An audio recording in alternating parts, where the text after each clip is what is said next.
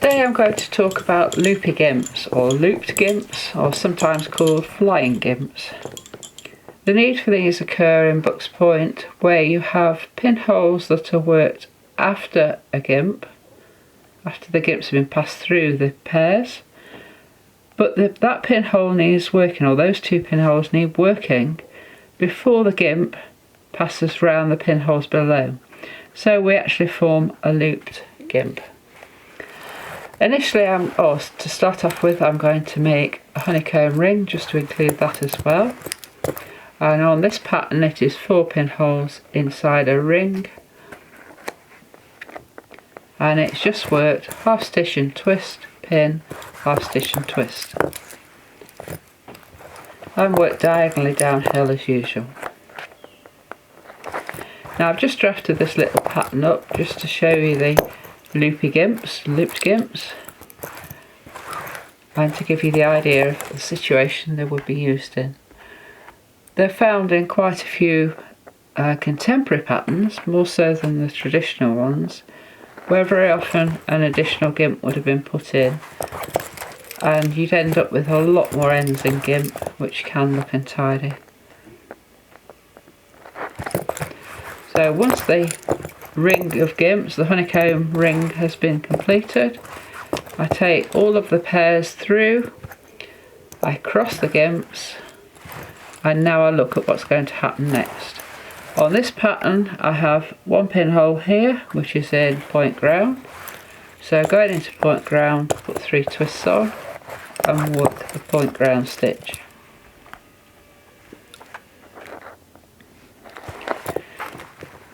Now the left hand gimp is now going to come through that pair, through this pair, and it's going to work 2 pinholes inside the gimp. So I'm looking for 2 pins, 2 pairs there, 1, 2, there. And we put 2 twists on. Now pins inside gimps are generally worked in honeycomb. If they're a single pinhole inside a gimp, it is an isolated honeycomb. It can go across a gimp and work another area of ground, but in this case it's a honeycomb.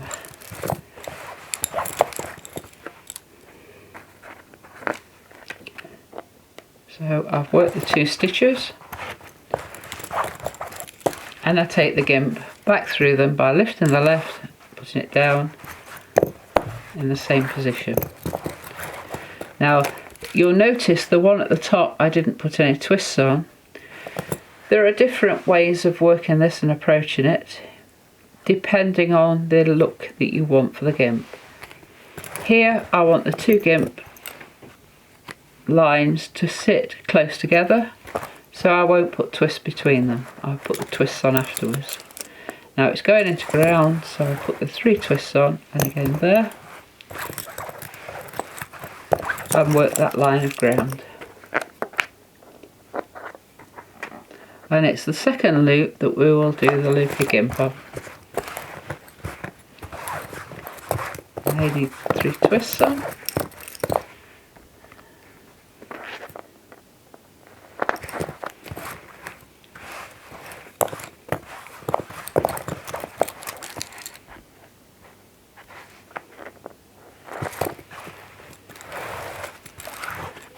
Now again, on this pattern I've drawn it so that the gimp comes down, just the first one goes up and then comes back down again. The left hand one is staying where it is. So I can take this one down, and I just need to do a little bit of ground on the left hand side to be ready to work this. I've worked the ground off camera, so now I'm back to it. This pair is going to come diagonally downhill here and work this pinhole. It's obviously got to go through that first gimp, because that gimp is just staying in position. But the second gimp also needs to form a loop to form those 2 stitches below it and be on the top side of this pinhole we're about to work. I've worked the ground off camera, so now I'm back to it. This pair is going to come diagonally downhill here and work this pinhole. It's obviously got to go through that first gimp because that gimp is just staying in position. But the second gimp also needs to form a loop to form those 2 stitches below it and be on the top side of this pinhole we're about to work. So what we need to do is to lengthen this thread. And we lengthen it quite a long way. I'll just zoom out so you can see what I'm doing. We lengthen it quite a way and then we make a loop and put it at the side of the pillow. Then lift those pairs that have come in through the gimp over the top. Not that last pair because that's the one that's going to work those pinholes. In fact, the 2 pairs are going to work those 2 pinholes. So I've lifted that pair over the top. They're going to be inside the gimp, which they already are, as you can see here. They can have the twists on ready for the honeycomb. And lift them, just put them over the top out of the way. These 2 are worked below the gimp. So I take the gimp through these 2 pairs. And I also take the pair in that's come in there.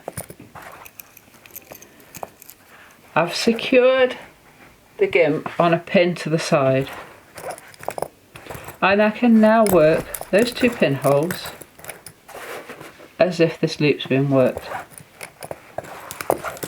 And they are in point ground because they're in the area of ground.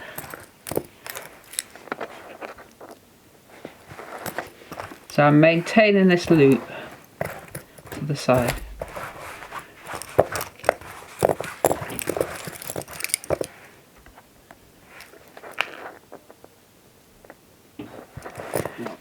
Now, this is where the fun happens. And you have to be a little bit careful because the loops can twist. You have this one pair that's sitting inside the loop. This pair that's going to work that stitch now has to go in through the loop. And again, you just move your loop round as you want out of the way. You now have both pairs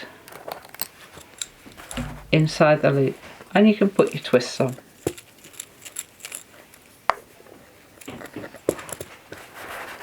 And I think it's these twists that make your gimps twist as well. Now sometimes it helps if you actually put a second pin in just to hold it out the way. Like that. So you can see you're actually working inside the gimp.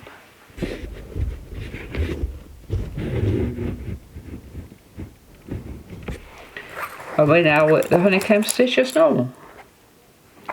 Making sure you don't catch any of these gimp threads when you're putting the pin in.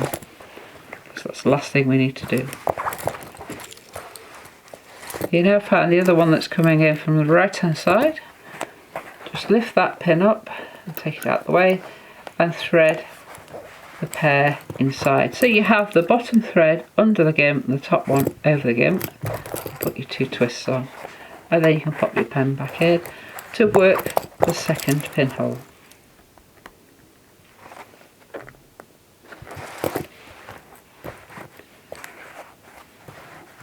And cover it. Now what you've got to do is to take all of these 3 pairs back out through the gimp. So again, put the bottom bobbin underneath it, and the top one lies over the top and it's going into ground, so you can put 3 twists on.